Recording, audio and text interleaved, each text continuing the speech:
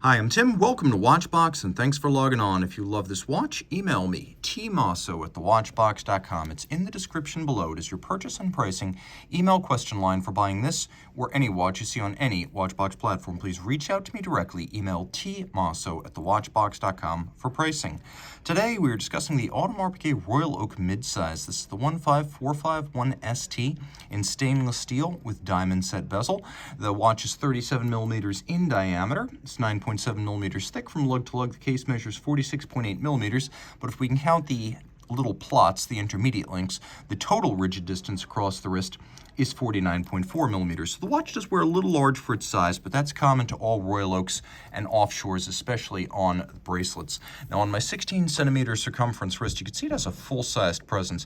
It really does look like a 39 or a 40, and you can see it's still thin, so it'll fit underneath the cuff, but it's a lot shorter across the wrist than a 39 or a 41. So this is a more viable watch for a wrist as small as 14 centimeters in circumference, maybe even 13.5 centimeters circumference if your wrist is flat across the top, like mine is. Taking a quick look at the bracelet, this is what you pay for with the Royal Oak. Hand finishing of bezel, case, and bracelet. All of these elements meticulously detailed with contrasts between satin and polish. You could see different facets break off sharply from each other. Satin across the top. There's a bevel that expands on the lug hood, continues along the shoulders of the links, and then the outer flanks of the links have vertical satination, whereas this longitudinal satination on the top.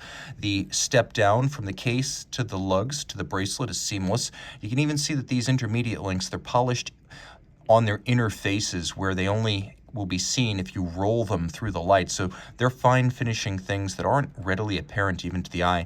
You can also see the channeling between the links, top and bottom, to avoid pinching skin or pulling wrist hair.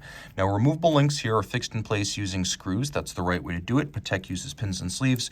Regardless of what they say, this is the way to build a high-end bracelet. You can size it with a jeweler's screwdriver. The clasp is exceptionally robust. It's the same clasp used on the newer 15400s and 15500s, and of course it's as robust internally as offshore clasps would be, so perfectly suitable for a sports watch. You can see there's a combination of media blasting and satination.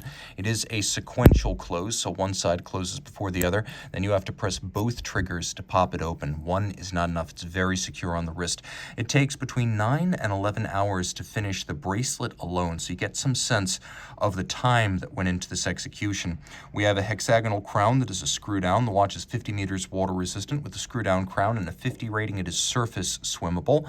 You can see the facets of the bezel segue into the facets of the case, as well as the case back perfectly aligned from component to component. We have a bezel that has a satin outer face, a polished and sloped flank, and then on its top you can see these hexagonal bolts matching the crown.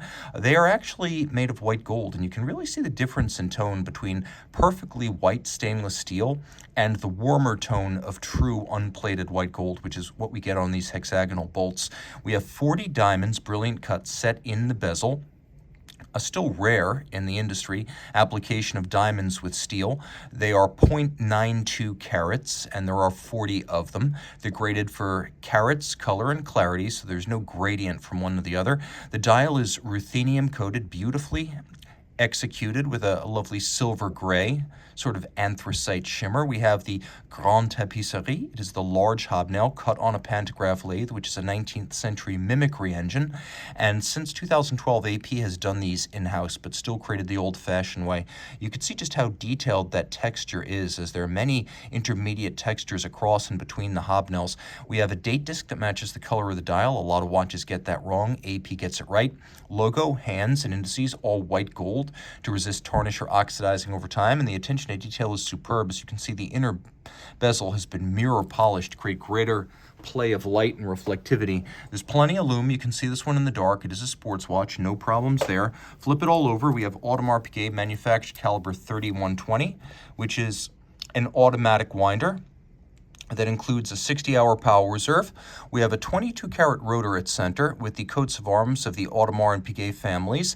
To remind you that since 1875, AP is the longest continuously family-owned and run watchmaker in Switzerland. It is the oldest to still be in the hands of the founding families. This rotor winds in both directions, so you don't get a unidirectional rotor wobble like 7750. It uses ceramic bearings to enhance its efficiency and reduce maintenance needs. This one beats away at 6 beats per second. You can see it has a batwing-like dual-anchored balance bridge that serves to brace the free-sprung Gyromax-style balance. Those two features in combination, making this a very robust movement. The same base movement is used in the offshore. Pivots on 40 joules. It has hacking seconds and a quick set date. And it includes a judicious combination of mechanical and hand finishing. Reach out to Team Mosso at thewatchbox.com for pricing.